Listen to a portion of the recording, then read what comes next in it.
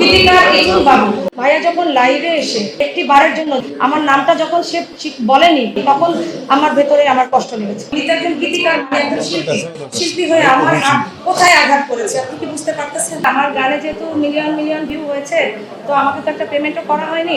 At least আমাকে আমার গানটার জন্য আমাকে একটা এগ্রিমেন্ট করতে হবে। আমি এগ্রিমেন্টের কথা যখন ওনাকে বলেছি, তো ভাইয়া বলেছে না, এই তো এমনি আমার লক্ষ্মী বোন এমনিতে খুব আমি যে প্রথম শিল্পী, আমি যে প্রথম গেয়েছি, আমি সেটা দাবি করি। দেশটা তোমার বাপের নাকি, এই যে গানটি নিয়ে এখন সবার মুখে মুখে গানটি, এই গানটি সর্বপ্রথম আমি ইকসার রহমান আমার কণ্ঠে ধারণকৃত হয় 2022 সালের 3 ডিসেম্বর। এটা আমার কণ্ঠে ধারণকৃত হয় এবং এই গানটির গীতিকার শ্রদ্ধেয় ইতুন বাবু ভাইয়া।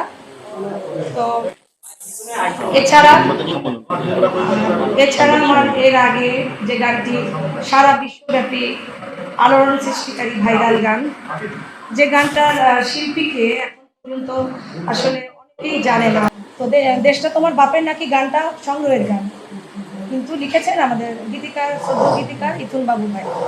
এই গানটি গাওয়ার আগে যখন আমি এই আসামের গানটা ফেসবুকে আপলোড দিই, তখন ভাইয়া বললো, কিরে তুই তো পাহাড়ি গানগুলো খুব সুন্দর গাস, ফুল গাছটি লাগাইছিলাম কাদামাটি ধুলামাটি দিয়ে, আর এরকম আমার অনেক গান আছে, কিছু পাহাড়ি গান আছে নাচের, তো এই গানগুলো কিন্তু খুব সুন্দর গান। তো ঠিক আছে, রাজশাহী গণসমাবেশে আমি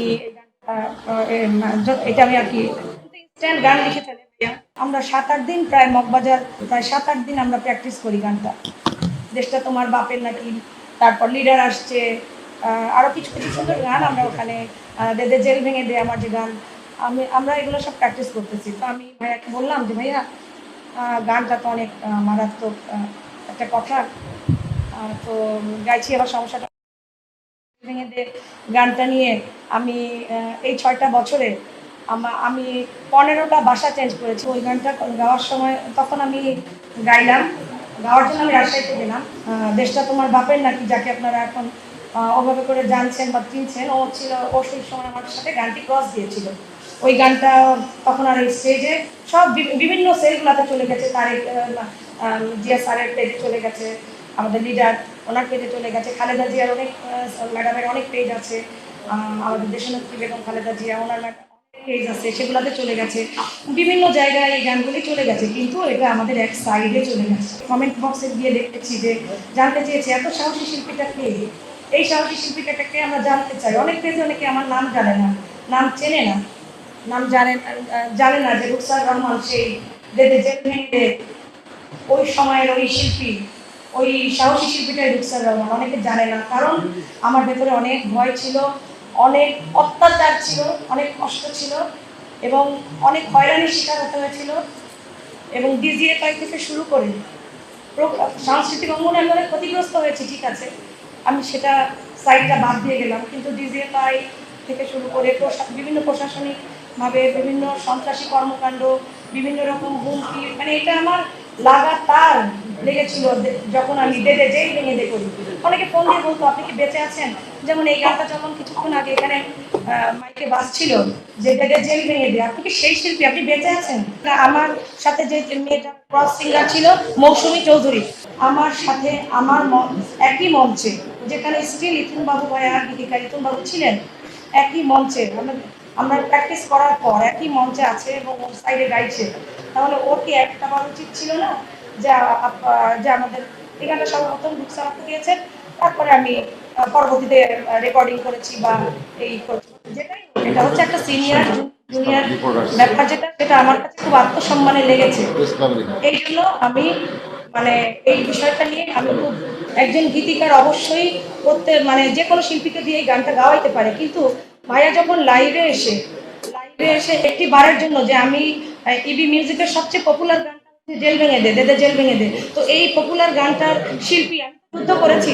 আমার নামটা যখন সে বলেনি গানটা নিয়ে, মানে আমার নামটা যখন বলেনি, তখন আমার ভেতরে আমার কষ্ট লেগেছে। আমি যে প্রথম শিল্পী, আমি যে প্রথম গেয়েছি, আমি সেটা দাবি করি। আমি যখন জেল ভেঙে দে করেছি, তখন crore crore crore crore million million view গানটা তখন হয়েছে। আমি ভাইয়াকে বলি বারবার করে, এর মধ্যে আমি বারবার করে বলছি ভাইয়াকে যে ভাইয়া আমার গানে যেহেতু মিলিয়ন মিলিয়ন ভিউ হয়েছে, তো আমাকে তো একটা পেমেন্টও করা হয়নি। তো পেমেন্টের কথা বাদ দিলাম, আমি পেমেন্টের কথা বলছি না, অ্যাটলিস্ট আমাকে আমার গানটার জন্য আমাকে একটা এগ্রিমেন্ট করতে হবে।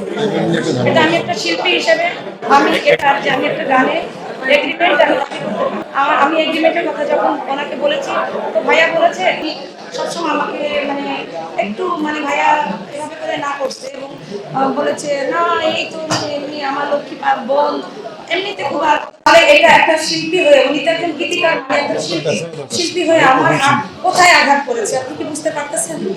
আপনাদেরকে আমি এতটুকু বলবো যে একজন শিল্পী হয়ে শিল্পীকে সবার সামনে এভাবে করে, আর আমার নাম রুকসার রহমান, উনি কোন রকম ওইখানে আপনারা খেয়াল করবেন যেখানে ভিডিওটা আছে রুকসার বলে কিন্তু একটা কার্ড আছে, একটা কার্ড আছে, আপনাদেরকে আমি সবাইকে বলছি রুকসার বলার পরে একটা কার্ড আছে। কেন আমার নামটা রুকসার রহমান?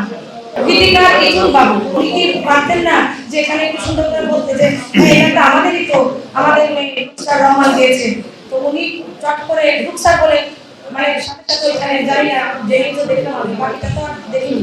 আমার দাবিটা বাবা ভাইয়ের কাছে যে আমার নামটা কেন